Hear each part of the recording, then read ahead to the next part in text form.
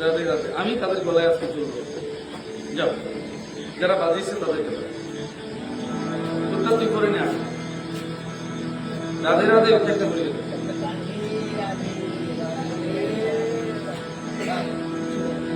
রাধে রাধে।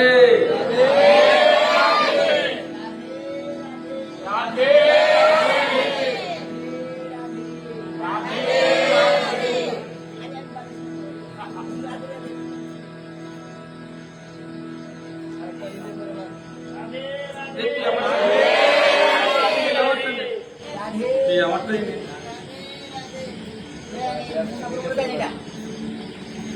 রাধে রাধে।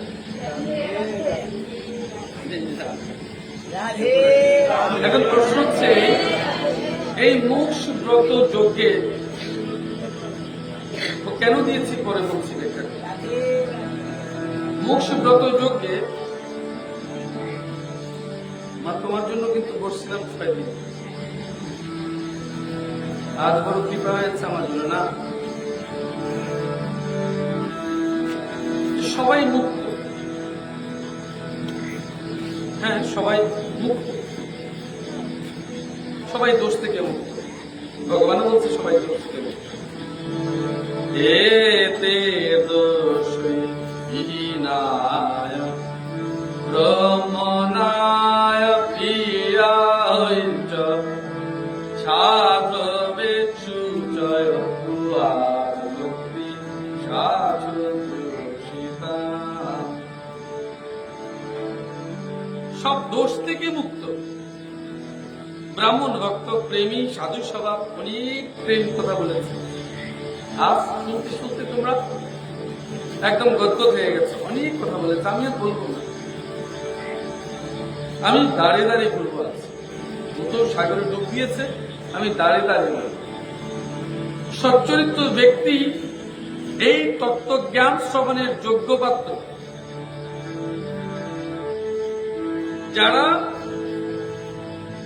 তত্ত্বজ্ঞান সাধিত হয়েছে, ইউরোপের সমস্ত দোষ থেকে মুক্ত। ও বলেছে যে একবার রাধা নাম করলে দোষ থাকতেই পারে না। অহংকার এবং বিকারাদি, অহংকার যদি কারো এসে থাকে ওকে নির্মূলের একটা উপায় আছে। অহংকার নির্মূলের একটা উপায় আছে। বলে কি সেটা? অহং মানে অহম, অহম মানে আমি, অহংকার মানে আমিকা। আমি রাধা রানী, অহংকার পরিষ্কার। অহংকার মানে অহংকার, অহংকার মানে আমিকা, আমি রাধা রানী, অহংকার পরিষ্কার। মনে রাখবে, জগতের কোন অহংকার রাধারানীর সামনে টিকতেই পারে না। কৃষ্ণ ভক্তের অহংকার জন্মাতে পারে, কিন্তু কোন রাধারানীর ভক্তের অন্তরে কোনো দিন অহংকার জন্মাবে না। আমি দৃঢ় নিশ্চয় ভাগবতের সাথে বলছি, কোনদিন না, কোনদিন না, কোনদিনই না। কৃষ্ণ ভক্তের অহংকার জন্মাতে পারে, কিন্তু না। বলে কেন বলছি? উদাহরণ কি? রাধারানী স্বয়ং অভিমান নিয়েছিল যে আমি সবচেয়ে বেশি কৃষ্ণ ভক্ত। তো ভগবান কৃষ্ণ বলেছে ঠিক আছে, হয়ে যাক প্রমাণ। হয়ে গেছে প্রমাণ। রাধারানী অগ্নি সজ্জন করে দিয়েছেন, অগ্নি জ্বালিয়ে দিয়েছেন। ভগবান কৃষ্ণ বাঁশি বাজিয়েছেন, সমস্ত ব্রহ্মাণ্ডকে করে দিয়েছেন তিনি বাঁশি। এই সম্মোহন বাঁশিকে জগৎকে আকর্ষণ করেছেন, এই জন্যই তো। কিন্তু এতটাই বিভোর ছিল যে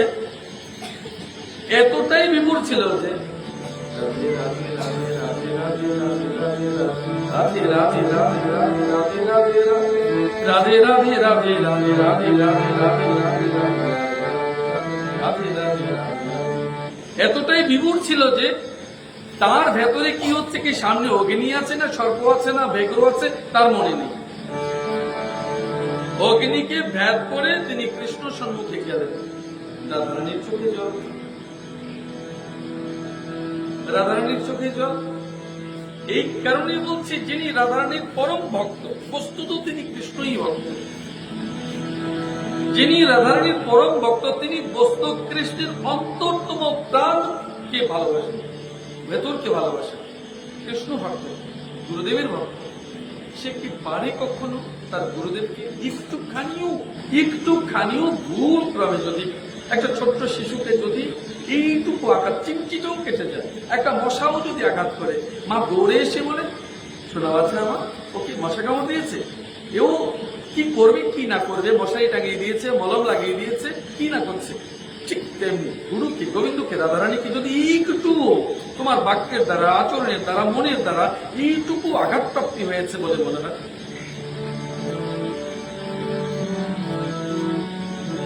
তখন তোমার ভেতরে এই অন্তর্দগ্ধ হচ্ছে এই যে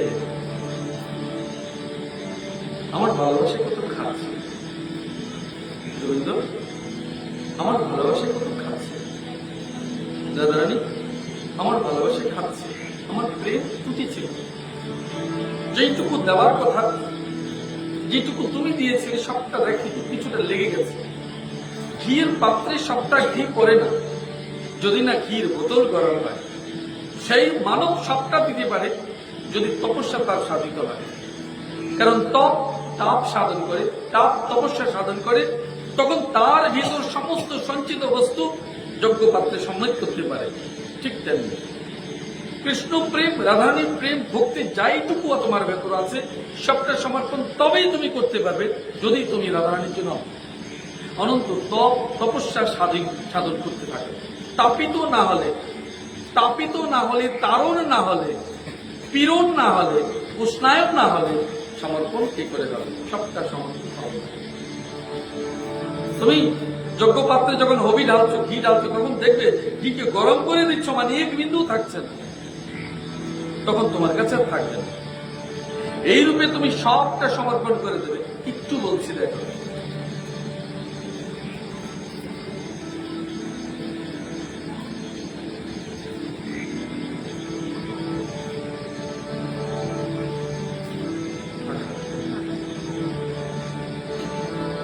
এই তত্ত্বজ্ঞান শ্রবণের যোগ্য পাত্র, সচ্চরিত্র ব্যক্তি তত্ত্বজ্ঞান শ্রবণের যোগ্য পাত্র। আমি তোমাদের একটু এইটুকু কথা বলছি, তুমি নিজের পিঠে তোমার জীবনটাকেই তুমি চিত্রণ থেকে বন্ধ করে দাও।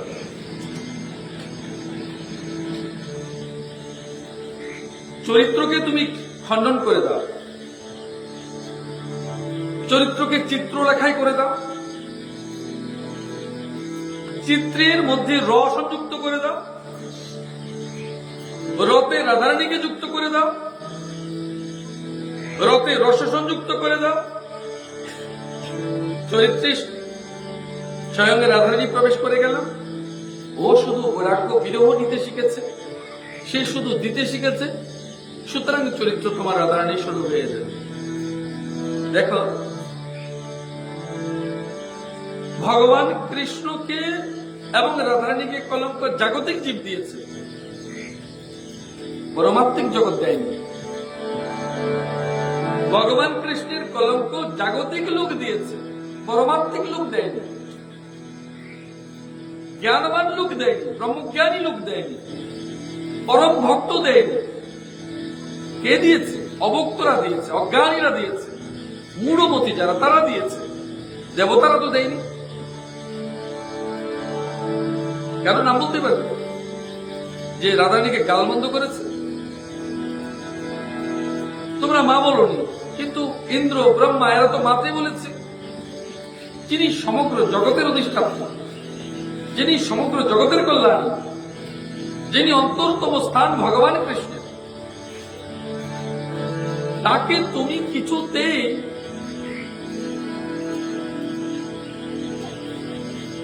তোমার প্রিয়তমা বলতে পারো, মাতে বলতে পারো, তোমার গুরু বলতে পারো, তোমার জীবনের প্রথমপদর্শক বলতে পারো, তোমার প্রেম বলতে পারো, তোমার ভক্তি পথ বলতে পারো, তোমার প্রেম পথ বলতে পারো, তোমার জীবনের অন্তিম লক্ষ্য বলতে পারো। সে একমাত্র কোথায় গিয়ে মাথা টেকাই আমরা? কোন মেয়ে তার বাবার বুকে মাথাটা রেখে নিশ্চিত হয়ে বলছে, অনেকদিন পরে পিতা পুত্রের মিলন হয়েছে, মা ছেলের মিলন হয়েছে। এই হৃদয়ে তিনি থাকেন বলে, হৃদয়ে তিনি থাকেন বলে, অন্তরতম জায়গায় সে প্রেম লুকায়িত থাকে বলে, ভালোবাসা নিহিত থাকে বলে, সৎ চরিত্র লুকায়িত থাকে বলে তুমি তাতে গিয়ে মাথা ন্যস্ত করেছ, মানে সমর্পিত হয়েছ, ভাবকে সমর্পণ করেছ, প্রেমকে অর্পণ করেছ, যোগকে অর্পণ করেছ, জীবনকে অর্পণ করেছ, লক্ষ্যকে সমর্পণ করেছ এবং গোলককে তুমি নিশ্চিত আহরণ করেছ। তবে তো তুমি ওই জায়গায় গেছো, না হয় তুমি সেই জায়গায় যেতে না। এবার দেখো, রাগানুরাগ ভক্ত শূদ্র ও নারী, রাগানুরাগ শুদ্ধ ভক্ত নারী যদি আমার প্রতি শ্রদ্ধা ভক্তি রাখে, রাগ অনুরাগ প্রেম এবং ভক্তি এবং তার প্রতি আসক্তি, ভগবানের প্রতি আসক্তি, টান রয়েছে, যদি গুরুতে না থাকে টান, হবে না কৃষ্ণে তোমার টান। যদি না থাকে কৃষ্ণে টান, কৃষ্ণে গভীর মনন, কৃষ্ণে যে গভীর মনন হয়েছে, স্মরণ হয়েছে, সেই অন্তরতম স্থান রাধারানীর কোলে গিয়ে বসেছে। ভালোবাসা প্রেম মুখে বলা যায় না, ও তো অনুভবের বস্তু। ভালোবাসা প্রেম মুখে বলবার বস্তু নয়, ও তো অনুভবের বস্তু। সুতরাং রাধারানীকে মুখে বলবার নয়, রাধারানীকে অনুভবের বিষয়, প্রেমানুরাগ এবং অন্তরতম জায়গা থেকে অনুভব করবার বস্তু, উপলব্ধি করবার বস্তু, উপলব্ধি করবার বিষয়, গ্রহণ করবার বিষয়, সমর্পণের বিষয়, অন্তরাত্মিক বিষয়। মধু মধুতে যুক্ত হয়, মধু যুক্ত হলে চিনবে না, কিন্তু জলও দুই প্রকার হলে বোঝা যায়। মহাসাগরের জল চেনা যায়, দুই সাগরের দুই রকম, নদীর জল দুই রকম, কিন্তু যখন তোমার প্রেম দুটো এক হয় তখন এক সত্তা পরিণত হয়, দুই দেহ এক দেহ হয়, রাধা এবং কৃষ্ণ হয়। এইটুকু বলল যে শূদ্র ও নারী। শূদ্র কাকে বলে? আমরা শূদ্র বলতে বুঝি এই মানব জীবনে কর্মানুসারে চারটি ভাগ করেছে, ব্রাহ্মণ, ক্ষত্রিয়, বৈশ্য, শূদ্র ইত্যাদি। কিন্তু একটি মানুষের মধ্যে শূদ্র, বৈশ্য, ক্ষত্রিয়, ব্রাহ্মণ এবং বৈষ্ণব এই 5 প্রকার লক্ষণ রয়েছে শুধু একটি মানুষের মধ্যে। সে তোমাদের জাগতিক ভাষায় তাকে যেই নিম্ন শ্রেণীর বলো, মধ্যম শ্রেণীর বলো কিংবা উচ্চ শ্রেণীর বলো, উচ্চ বর্ণের বলো, নিম্ন বর্ণের বলো কিংবা উচ্চ বর্ণের বলো, যে কোনো একটি মানুষের মধ্যে শূদ্র, বৈশ্য, ক্ষত্রিয়, ব্রাহ্মণ, বৈষ্ণব সর্বপ্রকার গুণ সম্পন্ন, সর্বপ্রকার গুণ রয়েছে, কোথাও বেশি কোথাও কম। যার কম তাকে আইডেন্টিফাই করেছো, যার বেশি তাকে আরেকটা ভাবে দিয়েছ। মনে রাখবে, একটা কথা বলছি তুমি, সবার ঊর্ধ্বে কি গুণ থাকে? সত্যগুণ। ওকে পুড়িয়ে ফেলো, তারপর কি থাকলো? রজগুণ। ওকে পুড়িয়ে ফেলো, তারপর কি থাকলো? তমগুণ। এই তমগুণের উপর ভর করে কিন্তু রয়েছে সত্য, রয়েছে রজ। সুতরাং অহংকারের কোন কারণ নেই। তমগুণের উপর ভর করেই রয়েছে তোমার সাত্ত্বিক গুণ কিংবা নির্মল গুণ। অহংকার করবার আগে এইটুকু জানো, অভিমান করবার আগে এইটুকু বুঝো যে তমগুণকে তুমি রোজ ঘৃণা করো, যে তমশিবকে রোজ ঘৃণা করো, সেই তমগুণের আধার তামসিক যেটাকে তোমরা বলছো তমগুণ, শিবগুণকে কিন্তু সবার নিচে তুমি যেটা মনে করছো তম নিচে, এটাকে পরিহার করো। বস্তুত সেটা কিন্তু আধার, বস্তুত সেটা কিন্তু আধার। সেটার উপর রয়েছে রজ, তার উপর রয়েছে বিষ্ণুগুণ, সপ্তগুণ, তারপর নেন গুণাতীত। গুণাতীত হয়েছে। গুণাতীত একজন মানুষের পক্ষে ভীষণ কষ্টকর, ভীষণ কষ্টদায়ক। রাগ একটু থাকবে, অভিমান একটু থাকবে, মায়া একটু থাকবে, যেহেতু মানব শরীর। কখন যাবে? ও একবারে যাবে। কখন?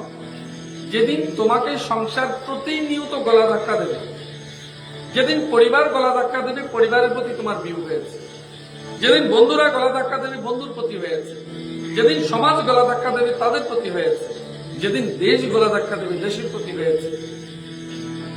তো সবার প্রতি গলা ধাক্কা খেতে খেতে একদিন তোমার এটাই বুঝবে, এটাই হচ্ছে এই পৃথিবীটা আপনার কি আছে। তো তোমার পৃথিবী, তোমার দেশ কতটুকু? তোমার সীমাবদ্ধ জায়গা।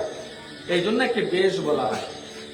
তোমার সীমাবদ্ধ জ্ঞানই হচ্ছে বেশ, তোমার সীমাবদ্ধ আসনই হচ্ছে বেশ আসন। আমি বেশদেরকে ধরে এনে এখানে বসাইনি, তোমার সীমাবদ্ধ জ্ঞানের মধ্যে তুমি বসেছ। বেশ আসন মানেই প্রথমে মনে রাখবে সীমাবদ্ধ আসন। কিন্তু এই জগৎ ছোট্ট আসনে তুমি বসেছ, কিন্তু মনে রাখবে তুমি বৃহৎ জগতের আসনের প্রতিনিধিত্ব করছো। মনে রাখবে তুমি যদি ছোট্ট হও, তুমি যদি সীমাবদ্ধ হও, অসীমের কথা বলছো কি করে?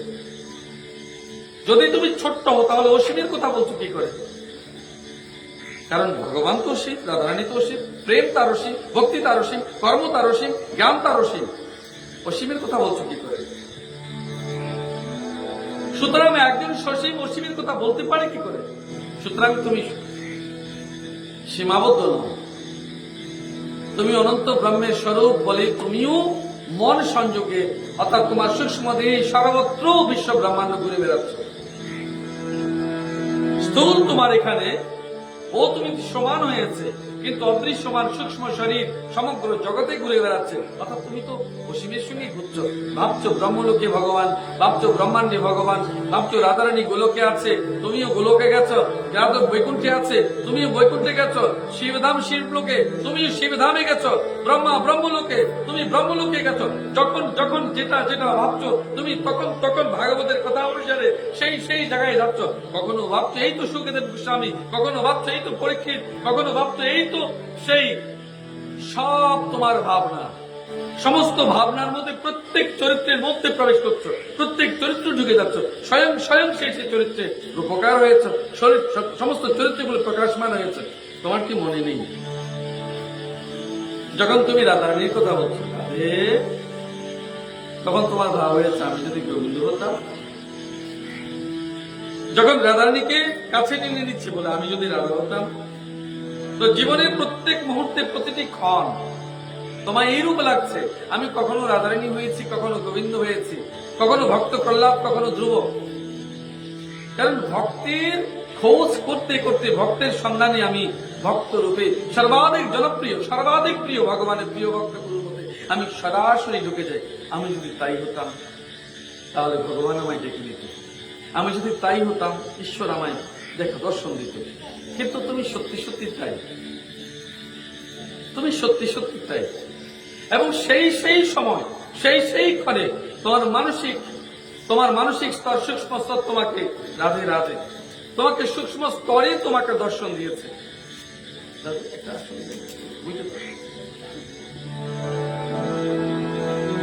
তোমাকে সেই জায়গা দিয়েছে।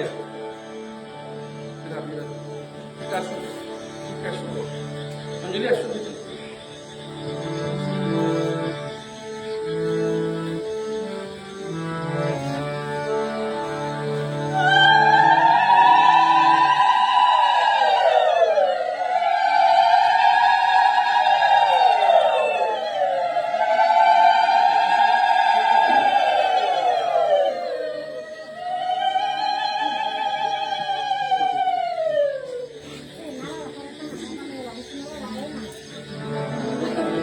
তাহলে মন রূপে, সূক্ষ্ম রূপে তুমি সর্বত্র সংকল্প তুমি করছো, এবং সেই ভাবে সেই রূপে সেই রূপ অবস্থান তোমার ধারণ হয়ে গেছে। তো তুমি তো ধ্রুব, তুমি ভক্ত প্রহ্লাদ, তুমি অমুক, তুমি তমুক, তুমি সেই রূপ।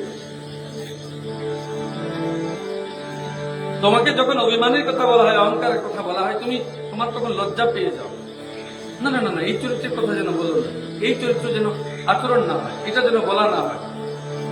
না না আমি ওইরকম নই, না না আমি ওইরকম নই।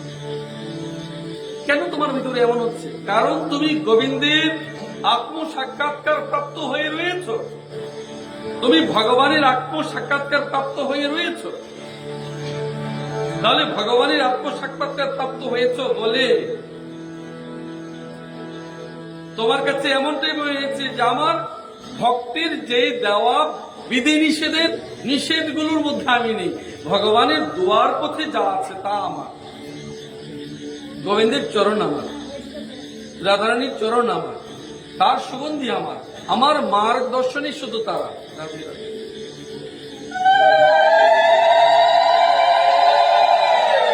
আমার মার্গদর্শনই তারা।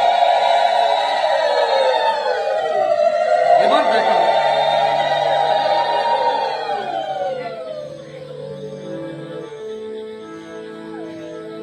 তাহলে যদি শ্রদ্ধা এবং ভক্তি রাখে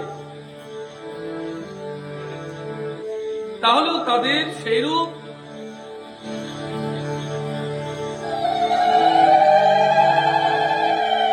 তত্ত্বজ্ঞানের উপদেশ করা উচিত। হে প্রিয় উদ্ধব, জ্ঞান, কর্ম, যোগ, বাণিজ্য, রাজার অনুগ্রহ থেকে যথাক্রমে মোক্ষ, ধর্ম, কাম, অর্থ রূপ লাভ হয়ে থাকে। আমি প্রত্যেকটি দিন বলছি জ্ঞানকে তুমি ধরো। কি রূপে ধরো? জ্ঞান কি প্রয়োজন আছে? নিশ্চিত প্রয়োজন আছে। আত্মার আলোকই হচ্ছে তোমার জ্ঞান। আত্মার আলোই হচ্ছে তোমার জ্ঞান, আর কোনো জ্ঞান নাই। আত্মা আলোকিত হয়েছে যার দ্বারা, যে বিষয়ের দ্বারা তোমার আত্মাকে আলোকিত করেছে। যখন আত্মা আলোকিত হয়েছে, ভিতর শুদ্ধি হয়েছে, যখন ভিতর শুদ্ধি হয়েছে তখন সত্য গুণ প্রকাশিত হয়েছে।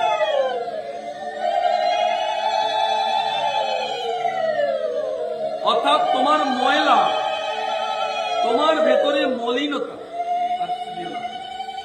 সবটা তোমার জ্ঞান অগ্নিতে বিনষ্ট প্রাপ্ত হয়েছে পুরোটাই। এই জন্য জ্ঞান আবশ্যক, কারণ আত্মাকে আলোকিত করবার জন্য জ্ঞানের বিকল্প নেই। কিন্তু মুক্তির জন্য আমার কি প্রয়োজন? মোক্ষ। আমি মোক্ষ চাই না। কে মোক্ষ চায় না? কে মোক্ষ চায় না? ভক্ত মোক্ষ চায় না। কেন চায় না? কারণ ওই যে বলেছে, আমি যদি মোক্ষ চেয়ে নিই, যে জন্ম মৃত্যু আমায় স্তব্ধ করে দাও। আমি বলি মৃত্যু তো আসবে, জন্মটা আটকে দাও। তো জন্ম আটকে দিলে মৃত্যু আসবে না। তো ভগবানের কাছে এইটুকু বলো, জন্ম দিও না। জন্ম ভোগ তুমি নিশ্চয় করো, জন্ম ঈশ্বর দেয় না, তুমি নিশ্চয় করো। কারণ তোমার অভিলাষা, প্রত্যেকটি অভিলাষা নতুন নতুন জন্ম তোমাকে করিয়ে দেয়। তোমার জন্মের জন্য স্বয়ং তুমি দায়ী। মৃত্যু ঈশ্বরের হাতে। কর্মফল শেষ হলে মৃত্যু হয়ে যায়। তাহলে জন্ম মৃত্যু ঈশ্বরের হাতে নয়, তোমার হাতে। কারণ তোমার অভিলাষা, তোমার আকাঙ্ক্ষা, তোমার পুণ্য করবার যে মানসিকতা, যে দৌড়, আমি ভক্তির পথে পুণ্য করব, এই পুণ্য তোমাকে শূন্য করে ছাড়বে। এই জন্য বারে বারে আসা এবং যাওয়া।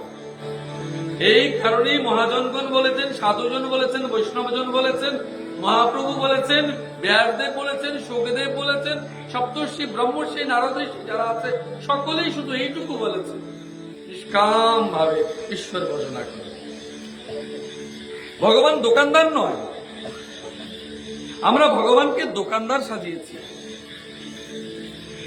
প্রভু আমার ওটা দাও, আমার সেটা দাও, ঘর গৃহস্থী দাও, টাকা দাও, বাড়ি দাও, অর্থ দাও, স্ত্রী দাও, মেয়ে দাও, ছেলে দাও, নাতি দাও, নাতনি দাও। দোকানদারের মতো দোকানে সকালবেলা ঘুম থেকে উঠে ভগবানের কাছে গেলাম, প্রভু আমায় আজকে এটা দাও। তো ভগবান যদি কোনোদিন প্রশ্ন করে, আমায় তো কেউ চায় না, সবাই আমার লব্ধ বস্তু চায়, আমাকে তো কেউ চায় না। মা রাগ করছে? তোমরা অনুভব করো, তোমরা কখনো কি ভগবান চেয়েছো? না ভগবান থেকে জিনিসপত্র চেয়েছো, টাকা করে চেয়েছো, যেটা এই জন্মের পরে আর থাকবে না, ওটাই তো চেয়েছো। আমি তোমায় বলছি, যেহেতু ভাগবতের আজ শেষ দিন, ব্রত যজ্ঞের আজকেই সমাপ্তি দিন, তোমাদের এইটুকু বলছি, কেন ওইসব চাইছো? ভগবানকে চাও। ভগবানকে চাওয়ার পেছনে তোমরা না বৈষ্ণব, তোমরা না ভক্ত, তোমরা না সুচতুর। চতুর মানুষের লক্ষণ কি? ভগবানকে চেয়েছো। দুষ্টবুদ্ধি যেন না, ভক্তিতে যেন দুষ্টুমি থাকে না, ভক্তিতে যেন কোনো প্রকার দুষ্টুমি না থাকে। নটকট রাধারানীর সঙ্গে করো, গোবিন্দের সঙ্গে করো, কিন্তু এইটুকু তোমার সেবায় যেন সেটা হয়। কিন্তু এইটুকু মনে রাখো, আমি গোবিন্দকে চাই। বলে প্রভু কেন? গোবিন্দকে এই কারণে চাই, গোবিন্দের সঙ্গে কে থাকে? রাধারানী থাকে। দুয়ের নিকটে যেখানেই থাকুক, গোবিন্দের সঙ্গে রাধারানী থাকে। যদি রাধারানী থাকে, মানুষ কি চাই? সদা সর্বদা পেট ভরে খাক কিংবা নাই খাক, ঘুমলো কিংবা নাই ঘুমালো, সে সদা সর্বদা এইটুকু তৃপ্তি, শান্তি, মানসিক প্রশান্তি সে চায়, এইটুকু প্রেম চায়, ভালোবাসা চায়। আমার পরিবার, পরিজন, আত্মীয় স্বজন আমায় ভালোবাসে। ওটা কোথা থেকে আসবে? যখন গোবিন্দের সঙ্গে গোবিন্দের রাধারানী থাকে। যদি কৃষ্ণকে চাও, রাধারানীকে পেলে। যদি রাধারানীকে চাও, প্রেম এবং ভালোবাসা তুমি পেলে। এবার রাধারানী যখন থাকলো, রাধারানীর অনুসারী কারা হয়েছে, তার অঙ্গ, তার বিশ্বরূপের স্বমহিমায় কারা রয়েছে? দুর্গা, কালী, লক্ষ্মী, সরস্বতী, সব যোগমায়া, পরমা প্রকৃতি, এক নিমিষে ভগবান কৃষ্ণের নিমিষ আদেশ মাত্রই যোগমায়া প্রকৃতি সমস্ত কর্মসাধ্য প্রতিপালন করে থাকে। এই যোগমায়া তোমাকে প্রকৃতির বুকে জন্ম দিয়েছে। যোগমায়া তোমাকে প্রকৃতির বুকে স্থান দেবে, বিলীন করে দেবে। যোগমায়ার বরকে স্বয়ং শিব। মৃত্যুর পথে যেতে রাধে রাধে শিবকে বলতে হবে, প্রভু আমায় মুক্ত করেছ তো, আমায় সমাধি দিয়েছ। যদি শিব সমাধি দে তবে মোক্ষে যাবে, যদি শিব সমাধি না দে তবে মোক্ষ পাবে না। বলে শিবকে টেনে আনছেন কেন গোবিন্দের বাজারে? মনে রাখবে, ব্রহ্মা, বিষ্ণু এবং মহেশ্বর এই তিনজন ভগবান কৃষ্ণের গুণাবতার। তিনি আলাদা।